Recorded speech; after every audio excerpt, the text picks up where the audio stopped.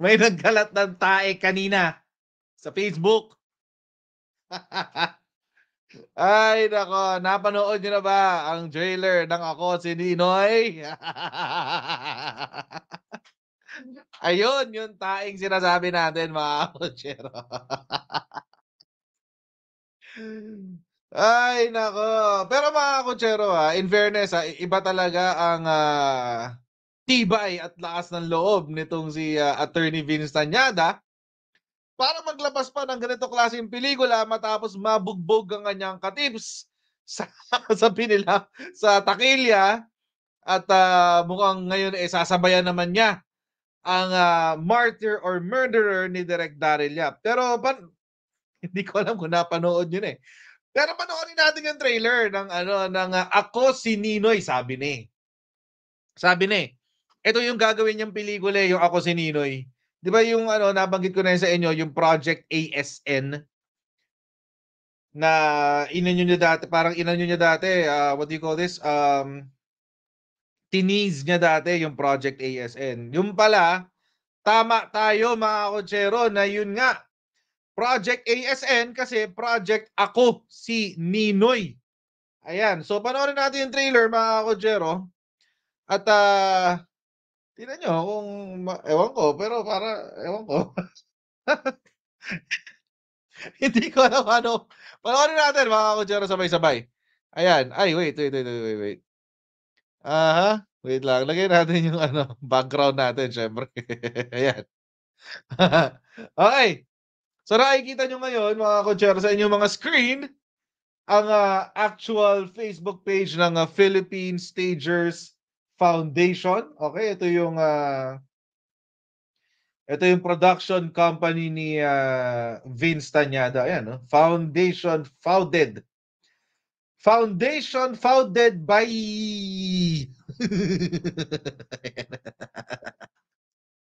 Foundation founded by Attorney Vincent Tañada. Ayan. Okay. So ito talaga yung Facebook page nila. So legit na legit ito, no? Tingnan natin kung ano magiging reaction nyo. Okay, panoorin natin yung trailer ng Ako si Ninoy. Ayan. Sabi nga ni Ninoy. Ninoy. Huwag na bayani yun si Ninoy. Hindi yun tunay na bayani! Benigno Aquino Jr. ay napatunayan ng komisyon na ito na nagkasala at pinapatawan ng parusang kamatayan. Benigno Jr. ang pangalan natin sa kanya. Gusto kong mag-aral. Gusto ko rin gumawa ng mga bagay na ako nag-isip. You have a president who robs you and the first lady who robs you more. I believe in what is true, what is just, and what is beautiful. Di bali nang mag-trader ako sa istasyong to. Kasi mag-trader ako sa bayan. Hindi ako nagtratrabaho para sa mga walang kwentang award. No work, no pay ang nakalagay dito. Boses ako ng mga naaapi. It's unfair.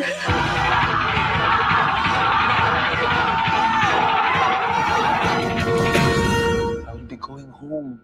Because the Filipino people is worth dying for.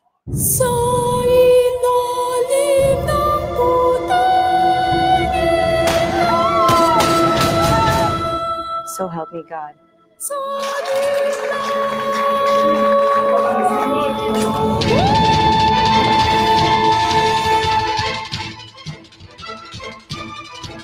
Okay.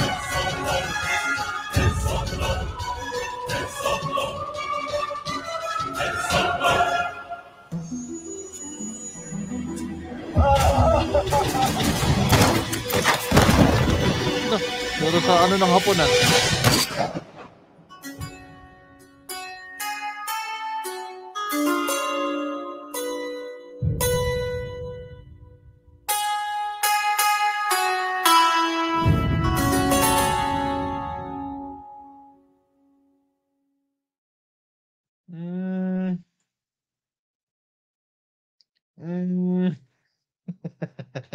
Kayo, palagay nyo.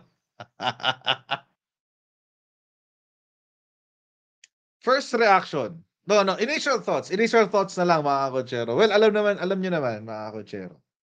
na tayo, hindi tayo fan. We are not a fan of Vince Tañada. And we are not a fan of Ninoy Aquino. Hindi tayo fan yan.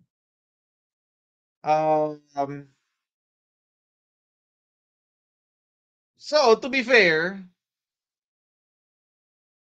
ano ba? Paano ko ba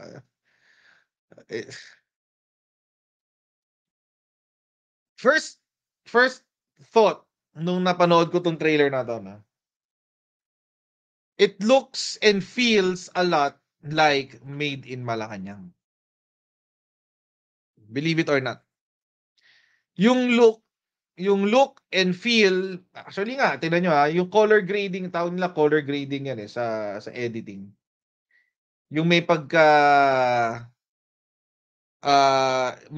sepia na, I don't know, parang greenish, sepia-ish na feel.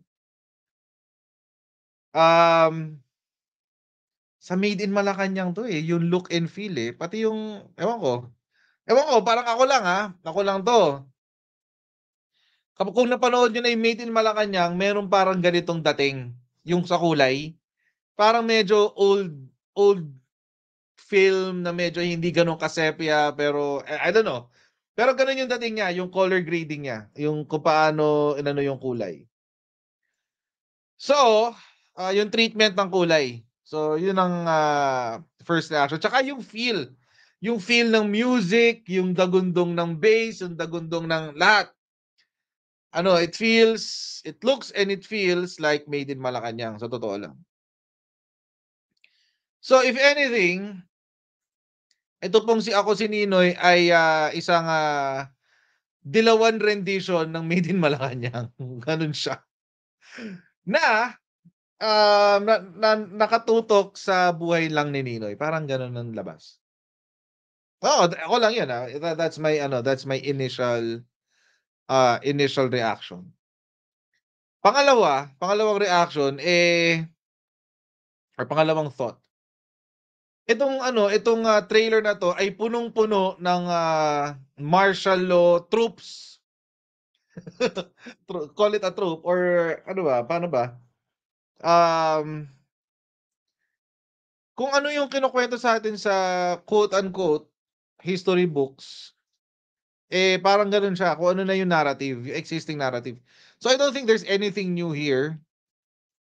Feeling ko walang breathtaking dito na or groundbreaking revelation tungkol kay Ninoy Aquino. Siguro maliban sa huli, yung dito, sa may parang merong tungkol sa World War II somewhere. Naging sundalo ba ng World War II si Ninoy? Parang hindi yata. Ito, yung World War II eksena na yan. Hindi ko alam kung ba't meron yan. Pero alam lang natin, yung tatay ni Ninoy Aquino ay makapili. Tatay ba o lolo? Parang tatay yata. So, hindi ko alam kung sinama ba nila yun. Sinama ba nila yung yung pagiging makapili ng tatay ni Ninoy. Hindi ko alam. Pero parang may gera may World War II eksena dun. Hindi natin alam kung saan ang galing. Hindi ko alam kung yan ba is that Korean War? I don't know. Hindi ko alam. So parang medyo lost. Medyo lost yung parte na yun. Siguro yun yung revelation, yung whatever. Pero for the most part, parang lang siya, parang recycled narrative na nilagyan ng look and feel ng Made in Malacanang. Parang ganun yung dating. Kasi tingnan nyo ito papakita ko sa inyo yung teaser ng Mom. Yung Martyr or Murderer. Tingnan nyo yung feel, yung look and feel. Yung dating ba? Yung dating ng ay ba tayo? Ulit. Ayan. Wait. Pedestal yung Marcos na yun. Nasasaktan diba? ako kapag Ito, ulit natin yung teaser Ito, panoorin nyo yung teaser ng Martyr or Murderer. Tingnan nyo yung dating pakinggan nyo yung dating. Yung look and feel. Tingnan nyo.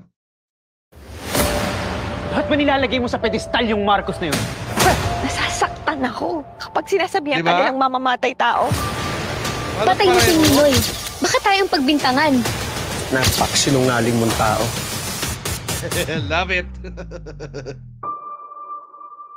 Di ba? Halos pareho. Kopyang-kopya tayo dyan, boy. Ito lang, sample lang natin. Sample lang natin. Ito.